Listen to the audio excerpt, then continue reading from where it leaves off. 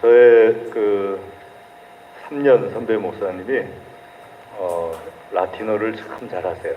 그래서 가끔가다 이렇게 성경을 라틴어로 읽고서 그다음에 우리에게 성경을 번역을 해서 얘기를 해주시면은 그렇게 부럽고 열등감 느끼고 그래요. 라틴어가 사실 뭐 성경을 번역하는데, 성경을 이해하는데 그렇게 크게 뭐 중요한 언어는 아니에요. 성경을 이해하는데 그 중요한 언어는 히브리어, 그 다음에 헬라어, 그리스어죠. 그리스어. 그리고 이제 또 한 가지가 있다면 영어. 이렇게 세 가지가 성경을 이해하는 데 있어서 제일 중요한 언어고, 라틴어나 독일어는 그거보다는 조금 못 미치는데 그래도 또 불가타라는 성경이 라틴어로 통째로 번역되어 있는 성경이 있으니까 그것도 또 중요한 성경이죠. 근데 이 선배는 보통 우리 교단 목사님들이 히브리어, 헬라어, 그러니까 그리스어, 그리고 사전 찾아서 번역하는 정도. 우리 교단 목사님들은 되게 그 정도는 다 해요. 근데 거기다 더해가지고 독일어도 잘하고 라틴어도 잘하고 그러니까는 너무너무 부러운 거예요. 저 선배는 어떻게 저렇게 그 독일어도 잘하고 라틴어도 잘하고 저렇게 잘할까 하고서 생각을 하면서 부러운데, 그 선배가 어느 날 성경을 읽을 때 우리가 참 특별히 오후예배나 수예배 때 저랑 똑같은 생각을 같이 가지고 있더라고요. 성경을 읽을 때 오전엔 저도 그렇습니다. 될 수 있으면은 그 원어를 사용 안 해요. 왜냐하면은 언어를 사용하다가 또 이렇게 그게 걸려가지고 시험에 드시는 경우도 간혹 있을 수 있기 때문에 원어를 사용 안 해요. 그런데 오후 예배나 혹은 수예배 때는 원어가 꼭 필요하면은 원어를 사용해서 이렇게 말씀을 전해드리게 되면은 오후 예배, 수예배 나오시는 분들은 은혜를 많이 받더라고요. 원래 그 뜻이 그거구나. 근데 거기다 추가로 라틴어나 독일어를 이렇게 보조적으로 이렇게 해서 설명을 해드리면은 여러분들이 훨씬 더 이해하기가 쉬울 거예요. 가령 우리가 잘 알고 있는 루시퍼라는 말은 성경에 나와 있지 않아요. 루시퍼라는 말 자체가 히브리어에도 없고 그리스어에도 없고, 루시퍼라는 말 자체가 라틴어예요. 라틴어. 그러니까는 루시퍼가 성경에 있는 말이다 해가지고 그 신천지에 속한 사람들이 루시엘이라는 단어를 만들어냈어요. 루시엘이 성경에 있는 말이다. 그래서 했는데 라틴어나 혹은 그 히브리어를 좀 잘 알고 있으면은 성경에 없는 말이라는 걸 금방 알아차릴 수가 있죠. 왜냐하면 루시라는 건 룩스라는 그 라틴어, 이 빛이란 뜻입니다. 거기서 나온 말이고, 엘은 히브리어의 그 신을 가리킬 때, 하나님을 가리킬 때라든지, 하나님을 가리킬 때는 대문자로 써요.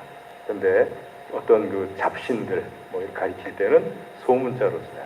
그게 그 나라, 우리처럼 언어가 세밀하지가 않아요. 그 나라 사람들은요. 그러니까 좀 센 분 그러면 대문자, 좀 약한 분 그러면 소문자예요.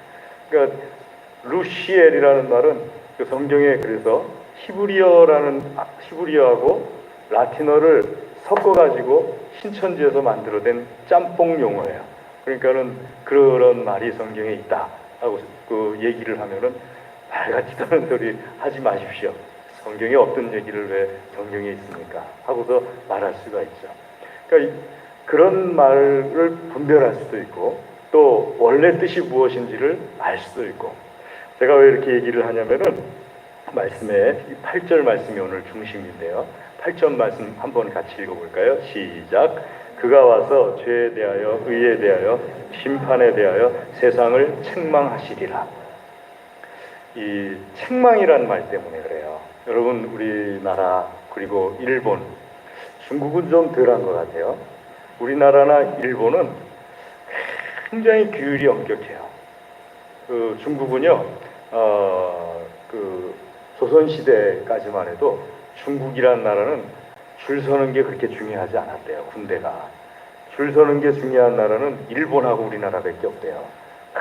이 줄도 맞춰야 되고 옆줄도 맞춰야 좌우로 정렬 뭐 앞뒤 해가지고 뭐 양팔 가격해서 앞뒤도 맞아야 되고 양옆도 맞아야 되고 그거는 여러분들이 혹시 선교지에 가시게 되면요 어느 교회 가시든지 줄이 딱 맞춰 있는 예배당의 의자가 줄이 딱 맞춰져 있는 교회가 없어요.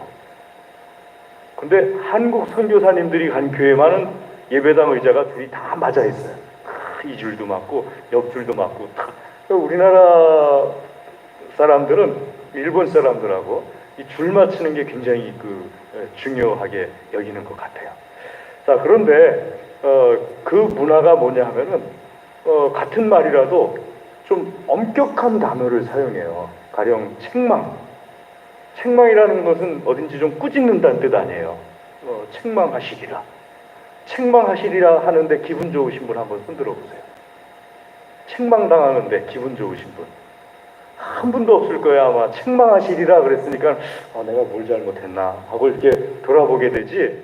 이 책망하시리라 하는 말씀 때문인데 원래 그리스 말에는 책망이라는 말씀이 드러내다라는 뜻이에요. 근데 드러내는 게 여러 가지 방법이 있잖아요.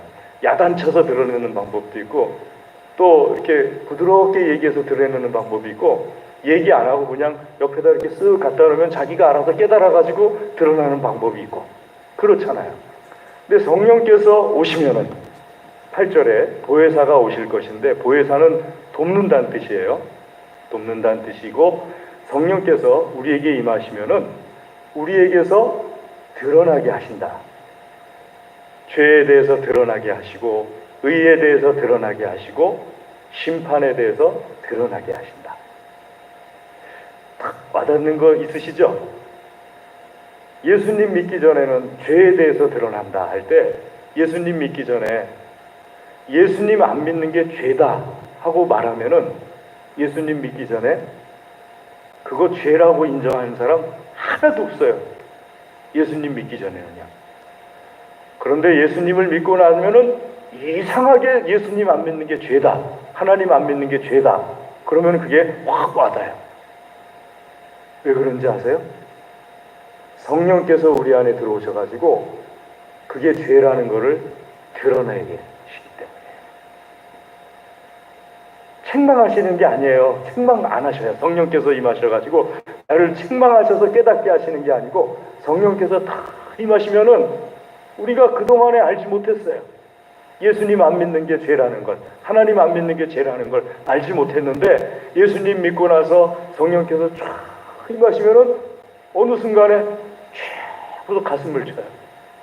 하나님을 알지 못했던 제가 죄인입니다. 여러분 조금 전에 대표 기도하신 분 그 내용 있었죠? 아침에 대표 기도하신 분들도 그 내용이 있었어요. 지난주에 대표 기도하신 분도 그 내용이 있었어요. 왜 그런지 아세요? 베껴 써서 있어요 하고 말씀하시는 그 아이들도 있을 것 같아요. 근데 반은 맞고 반은 틀린 거예요. 왜냐하면 성령께서 깨닫게 하시니까 모든 그리스도인들 마음속에 복사라고 해서 베껴져요. 내가 죄라는 것이 그냥 깨달아져요. 드러나요. 내 안에서 드러나요. 책망하신 적이 있느냐? 야단치신다는 뜻이잖아요. 책망하신다는 건 야단친 적이 있느냐? 야단 안 쳐요. 그냥 내 안에 성령께서 임하시면은 성령께서 임하시는 가장 큰 특징 중에 하나가 예수님이 하늘로 올라가시고 예수님께서 보혜사 성령님을 보내셔가지고 성령께서 보혜사 나를 돕는다. 보혜사라는 건 돕는다는 뜻이에요. 동행하신다는 뜻이에요. 그 성령님께서 나에게 임하시면 내가 제일 먼저 성령의 혜택을 받는 것 중에 하나가 내 안에서 내 마음속에 내 생각 가운데서 드러나는 거예요. 뭐가 드러나요? 한귀야 너 그동안 하나님 안 믿는 죄를 범했구나. 한귀야 너 그동안 예수님 안 믿는 죄를 범했구나. 이게 드러나는 거예요. 아멘. 이게 성령의 책망하신다는 뜻이에요. 그러니까 우리말 성경이 하는 그 엘랑코라는 그 말인데요. 엘랑코라는 말이 드러내다 라는 뜻이에요. 폭로하다라는 뜻이에요. 책망이라는 말은 없어요. 거기에 드러낸다라는 뜻이 있고 폭로한다는 뜻인 건데, 그 엘랑코, 내 안에서 드러내신다, 내 안에서 폭로하신다 하는 그 내용이 오늘 예수님께서 하늘로 올라가셔야 되는 이유예요. 그렇지 않으면 예수님이 계속 가르쳐줘요. 말씀에 있는 것처럼요. 7절 말씀에 그러나 내가 너희에게 실상을 말하노니 하면서 계속 가르쳐요. 또 4절에 오직 너희에게 이 말을 한 것은 하면서 말씀을 계속 가르치는데, 예수님이 말씀을 3년 반 동안이나 가르쳤어도 듣는 사람이 받아들이질 않으니까 내 안에서 죄가 죄인 줄 몰라요. 근데 예수님이 하늘로 탁 가셔가지고 성령께서 내 안에 탁 임재하시니까는 예수님이 3년 반 동안 하셔도 안 받아들이던 이 11명의 제자들이 성령께서 탁 임재하시니까 내가 예수님을 안 믿은 죄에 대해서 깨닫기 시작하는 거예요. 그게 성령님의 역할이, 제일 큰 역할이 바로 그거예요. 그래서 어느 목사님들은 말씀하시기를 축복 중에 축복은 깨닫는 것이 축복이다 하고 말씀하시는 경우가 있어요. 그 드러나는 거예요.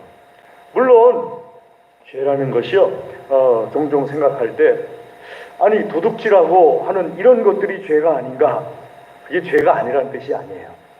그걸 회개하지 말아야 된다는 뜻이 아니에요.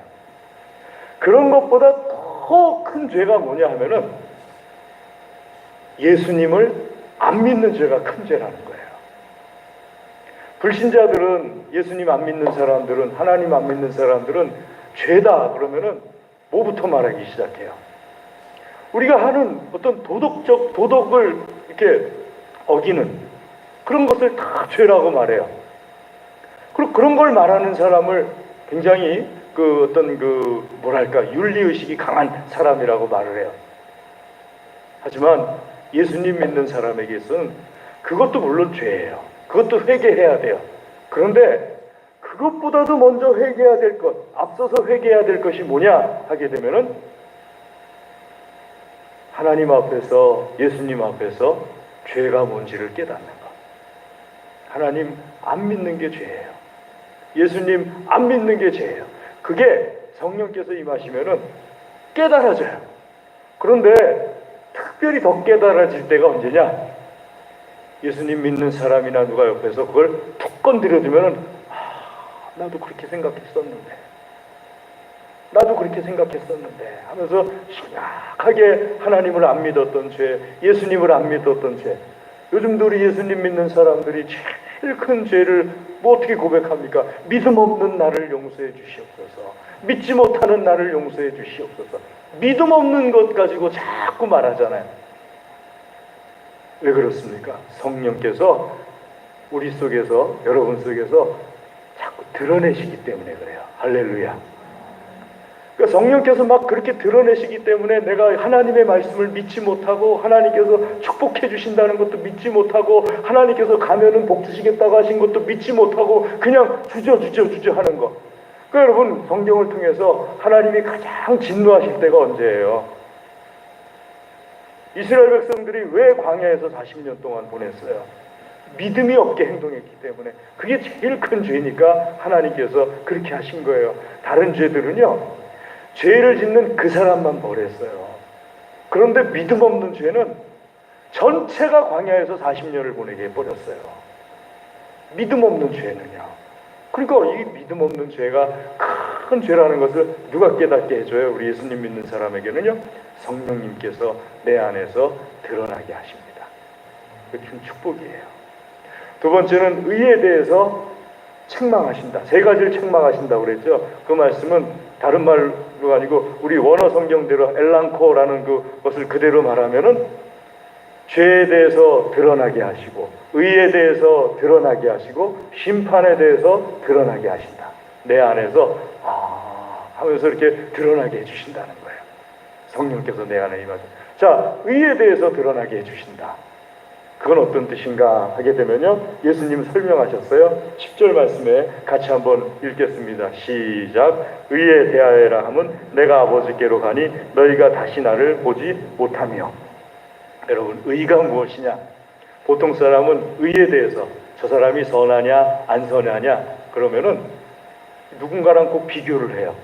옆 사람과 비교해가지고 내가 저 사람보다는 50% 정도 더 선하고 이 사람보다는 50% 정도 덜 선하다. 이렇게 비교를 해요. 옆집 사람과 비교를 해요. 내가 우리 이웃집 김서방과 비교하면은 조금 더 착하고, 그 다음에 옆집의 김서방과 비교하면은 조금 덜 착하다. 이 집은 뒷집도 김서방이고 앞집도 김서방이고 옆집도 김서방인 마을이에요. 왜냐면 김씨 마을이거든요. 그러니까 그래서 이렇게 비교를 하면서 내가 10%더 선한지 30% 더 선한지 50%더 선한지, 그러다가 맨 마지막에 예수님과 비교해가지고 예수님에게는 내가 까마득하게 덜 선하다. 그래서 예수님께는 쭉 자라가야 된다. 이렇게 말하는데 언제쯤 자라가면은 예수님만큼 선해지실 것 같아요? 언제쯤 선해질까요? 자, 성령께서 여러분에게 임하셨을 때 거기서 당연하게 의문점이 들어야 돼요. 어떤 의문점이 들어야 되는가 하면 여기서 말하는 선이 뭘 얘기하는 건가 하는 의문점이에요. 여러분들과 제가 흔히 생각하는 그 선이 무엇을 의미하는가, 그 의가 무엇을 의미하는가 하는 것에 대해서 의문점이 들어야 돼요. 왜냐하면 성령께서는 우리 속에 깨닫게 하시기를 예수 그리스도 안에서 의롭다 인정받았다, 의롭다 여김받았다 하고 말씀하신 성경의 말씀이 떠올라야 되거든요. 10절 말씀을 통해서 의에 대하여 드러나게 하신다 말씀하신 것은요, 예수님께서 이제는 본인에 대해서 말씀하시기를 내가 아버지께로 가니 너희가 다시 나를 보지 못할 것이다 하게 될 때 그 의가 예수님이라는 것을 깨달을 수가 있어요. 그리고 우리 예수님 믿는 사람들의 의는 오직 예수예요. 예수님 믿는 사람이 의롭게 되는 것은 오직 예수 그리스도로 인해서예요. 그것을 내 안에 성령님께서 깨닫게 해주시는 거예요. 그게 두 번째예요. 의에 대해서 책망하시리라, 의에 대해서 내 안에서 드러나게 해주시리라 하는 의미예요. 세 번째는 심판에 대하여서, 심판은 말씀드린 것처럼 정죄하는 거예요. 혹은 정죄라는 말을 다른 말로 하면은 그 무죄가 되겠죠. 무죄, 선하다, 의롭다 하는 그것이 되겠죠. 그 심판이에요. 심판은 무조건 지옥만 가는 심판만 있는 게 아니에요. 심판은 생명의 심판도 있어요. 그러니까 우리가 하나님 앞에 갔을 때 우리가 받을 심판은 생명의 심판이에요. 예수님 안 믿는 사람들이 하나님 앞에 갔을 때 받게 되는 심판은 지옥불로 떨어지는 심판이에요. 그 심판에 대하여 드러나게 하리라. 먼저 누구부터 심판받았다는 걸요? 말씀 속에 있는 것처럼 사탄이, 이 세상의 임금인 11절 말씀에 사탄이 심판받았다는 것을 이미 하나님께서 사탄을 심판하셨어요. 할렐루야. 사탄은 하나님을 이기지 못해요. 예수님을 이기지 못해요. 이미 심판받았어요. 그것이 시간이 쭉 지나면서 그 과정 속에서 주님 말씀하신 것처럼 가라지를 뽑으려고 하다가 곡식 있는 것까지 같이 뽑을까 하나님께서 염려가 되시니까 마지막 날까지 그냥 두는 거지, 잘 되고 있는 것처럼 보여도요, 잘 안 되고 있어요. 시간이 가면 반드시 사탄이 심판받았듯이 하나님께서 이 세상에 예수님 안 믿는 사람들도 다 심판하세요. 아멘. 여러분 그거 어떻게 하셨어요? 제가 아멘 하니까 다 아멘 하셨어요. 이거 밖에 나가서 얘기해봐요. 뭔 소리래? 그러면서 이렇게 쳐다봐요. 참 말도 안 되는, 제가 전철 안에서 수없이 보던 광경이에요. 전철을 타면은요, 학생 시절에 딱 타면은 전철에 지나가시는 분이 세 종류시잖아요. 첫 번째는 그 음악 틀어놓으시면서 이렇게 바구니 앞에 놓고서 지나가시는 분. 두 번째는 큰 가방 메고서 뭐 이렇게도 안 찢어집니다, 저렇게도 안 찢어집니다 하면서 이렇게 지나가시는 분. 세 번째는 전도하시는 분. 예수님 믿으세요. 크게 말하시는 분도 있고 조용히 옆에 와가지고 예수님 믿으세요 가시는 분도 있고. 그런 분들이 보통 이렇게 쭉 지나가면서 사람들을 대상으로 물건을 팔기도 하고 혹은 돈을 구걸하기도 하고 혹은 전도하기도 하고요. 누가 제일 사람들한테 반갑지 않은 그 반응을 사람들이 보이는지 아세요?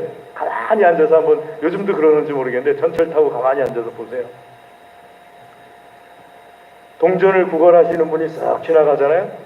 그 칸에 최소한 몇 명은 거기다 이렇게 동전 집어넣어요. 물건 파는 분이 지나가잖아요. 그럼 누가 뭘 하지 않아도 필요한 게 있으면 이렇게 손들어요. 그럼 와가지고 스태킹도 갖다 주고 모두 갖다 주고 막 이렇게 해요. 전도하는 사람들 지나가잖아요. 갑자기 다들 눈 감기 시작해요. 그리고 그냥 빨리 지나갔으면 하고 그 바라기 시작해요. 재밌더라고요. 제가 가만히 이렇게 보니까는. 왜 이렇게 제일 달갑지 않은 그 반응을 보이느냐? 예수님 안 믿는 사람들에게 예수님에 대해서 전할 때, 복음에 대해서 전하고 심판에 대해서 전할 때 예수님 안 믿는 사람들이 생각할 때는요, 말 같지도 않은 소리인 거예요. 여러분, 오전에 하나님께서 축복을 주시는 거지, 하나님께 그래서 예배를 드려야 됩니다 했을 때 예수님 안 믿는 사람들이 들으면은요, 말 같지도 않은 소리인 거예요. 근데 여러분들은 제가 한마디 할 때마다 마음속에서 우러나와서 아멘, 아멘 하세요. 그 이유가 나에게 있는 것이 아니고 내 안에 계시는 성령께서 내 마음과 생각 가운데 옳은 것을 드러내시기 때문이에요. 그래서 내가 마음속에서 우러나와서 아멘 하는 거예요. 그걸 예수님께서 지금 설명하고 계시는 거예요. 그리고 그런 일이 일어나기 위해서 예수님께서 하늘로 가셔야 된다. 하늘로 가시는 방법이 십자가에 달려서 죽으시고 부활하시고 승천하심으로써 하늘로 가시는 그 방법으로 가야 된다 하고 예수님께서 말씀하시는 거예요. 그러니까 제자들은 슬퍼하였다 하고 말씀하고 있어요. 6절 말씀은 도리어 내가 이 말을 함으로 너희 마음에 근심이란 말도 슬픔이란 뜻이에요. 슬픔이 가득하였다. 예수님 가신다고 하니까. 그런데 내가 가야지 너희 속에서 죄에 대해서, 의에 대해서, 심판에 대해서 드러내시는 보혜사 성령께서 내가 가서 보내야지 너에게 오신다. 내가 가는 것이 참 좋은 것이다 하고 예수님께서 말씀하십니다. 사랑하는 교회 여러분, 오늘 이 16장 요한복음 말씀은 깊다고 말씀드렸잖아요. 과연 내 속에서 이거 알게 하신 이가 누굴까 하고 생각을 해요. 우리는 내가 선택하는 겁니다. 그래도 내가 선택해서 예수님 믿고 내가 선택해서 그렇게 하는 거 아닙니까? 하고 말씀하시는 경우들이 많아요. 물론 틀린 말씀이 아니에요. 내가 선택해야지만 어떤 것이 마무리되는 그런 경우가 많아요. 그런데 성령님에 대해서 예수님께서 말씀하시는 것은 성령님께서 쫙 드러나게 해주신다는 거예요. 드러나게 쫙 해주심으로써 내가 알지 못하던 것들을 이런 거였나?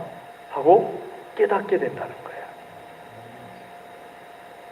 성령님께서 드러나게 해주셔서 딱 드러났을 때 내가 이런 거였나 하고 깨달아지는데 그 깨달은 것을 마지막으로 하나님께서는 사람을 통해서 일하세요. 모든 하나님의 사람들이 옆에 있는 누군가를 통해서 예수님을 영접해요. 사람을 통해서 예수님 영접하지 않은 사람, 여러분 한번 생각해 보세요. 12 제자조차도 사람 몸으로 오신 예수님을 통해서 예수님을 영접하게 되는 거예요. 하나님께서는요, 사람을 통해서 일하세요. 그러니까 여러분, 내 안에 성령님께서 나에게 드러나게 해주실 때, 이 드러나는 것이 또한 내가 무엇을 해야 되는가 하는 것도 드러나게 해주세요. 예수님을 옆에 사람에게 말해줘야 돼요. 예수님을 말해주고 예수님에 대해서 전화해주고, 그럴 때 오늘 예수님께서 제자들에게 말씀하시는 이 성령께서 너에게 임하시면은 드러나게 해주신다 하신 그 목적이 그대로 완성되는 거예요. 아, 나만 깨달으면 되죠 뭐 하고 생각하시는 분들 종종 계세요. 말하면 입만 아프고 말하면 반응이 그냥 차가우니까 너무너무 싫어요. 나만 깨달으면 되죠 뭐 하고 생각하시는 분들이 가끔가다 있어요. 정치인들도 그렇게는 안 해요. 정치인들도 자기의 정치적인 목적을 위해서 만나고 싶은 사람, 만나기 싫은 사람 다 다니면서 악수하고 그 이른 새벽에, 제가 말이죠, 옛날에 조기축구 나갈 때 보니까요, 선거 때만 되면은 그 이른 새벽부터 와가지고 그냥 조기축구 여름에 하게 되면은 막 이런데 땀이 막 비질비질 나고 그냥 온몸이 적셔가지고 내가 내 손 만지기도 싫은 그런 상황이 돼버려요. 땀이 그냥 손에도 젖고 막 그래가지고요. 와가지고 잡아요. 손을 잡고 그냥 더 자기가 요구하는 게 있으면은 잡을 뿐만 아니라 땡겨가지고 또 끌어안아요. 유니폼이 땀에 젖어가지고 쫙 그거를 그냥 양복 입고 와가지고 다 끌어안아요. 그때 내 마음속에서 어떤 생각이 드는가 하면 이 사람 찍어야지 하는 생각이 딱 들어요. 그럼 우리 예수님 믿는 사람들이 그래도 그 사람 정도는 해야 되잖아요. 꽉 끌어안진 않는다 할지라도 적어도 내가 내 안에 성령님께서 드러나게 하시는 이 벅찬 감동을 내 옆 사람에게, 누군가에게 말할 때 그게 완성되는 거죠. 아멘. 오늘 요한복음 16장 4절부터 12절 말씀을 함께 나누었는데요. 하나님께서 특별히 우리가 기억하실 것이, 책망이라는 말을 한번 잊으실 수도 있으니까 그 옆에다 이렇게 써놓으셔도 돼요. 책망해놓고서 드러나다. 말 뜻은 엘랑코 이렇게 쓰시면 되고, 한글로 쓰셔도 돼요. 엘랑코, 드러나다 이렇게 쓰시면 돼요. 그러니까 책망이라는 그런 무거운 용어가 아니고 내 안에서 사실은 그건 이게 벅찬 용어예요. 내 안에서 팍 떠오르는. 언제 그런 거 남자분들은 느끼시는 분들 계시는데 이런 경우 있을 거예요. 군대 가셨을 때 훈련을 막 떼 앞바다에서 막 했어요. 이 귀에 여기가 다 탈 정도로 싹 벗겨질 정도로 떼 앞에서 막 지칠 때까지 뛰었더니 그냥 교관이 조교가 다들 연병장에 누워 엎드려 뻗쳐 해가지고 엎드려 뻗친 상태에서 다 같이 노래 부른다. 실시 어머니의 노래 실시 그러면 다 알아 노래를. 나 쉴 때 괴로움 하는데 갑자기 그 중에 어떤 애가 하기 시작해요. 끝난 거예요. 그럼 끝난 거예요. 갑자기 하면 끝난 건데 그래서 다들 막 이렇게 막 눈물이 막 참고 있을 때 말이죠. 조교 한 사람이 와가지고 조리개에다가 물을 살살 뿌리고 가요. 조리개 갖고 와가지고요. 그러면은요, 참았던 눈물이 그 조리개에다가 물 뿌려주면서 그냥 펑 타져가지고 다들 엎드려 뻗쳐 한 상태에서 통곡의 바다가 돼버려요. 근데 이상하죠? 벅차요. 그 눈물도 종류가 많아요. 벅차요. 그리고 어머니의 사랑에 대해서 깨달아져요. 그 고통 중에서 깨달아져요. 그러니까 드러난다는 것은요, 무거운 게 아니에요. 이렇게 다 벅찬 거예요. 성령께서 나를 감동시켜가지고 다 깨닫게 해주시는 거. 그런 감동을 받았으니까 이제 뭘 해야 돼요? 전해야죠. 이 큰 은혜가 우리 모두에게 있을 수 있기를 주의 이름으로 권면합니다. 기도하겠습니다. 하나님 아버지 감사합니다. 하나님 이 시간 주의 말씀으로 우리를 먹여주시고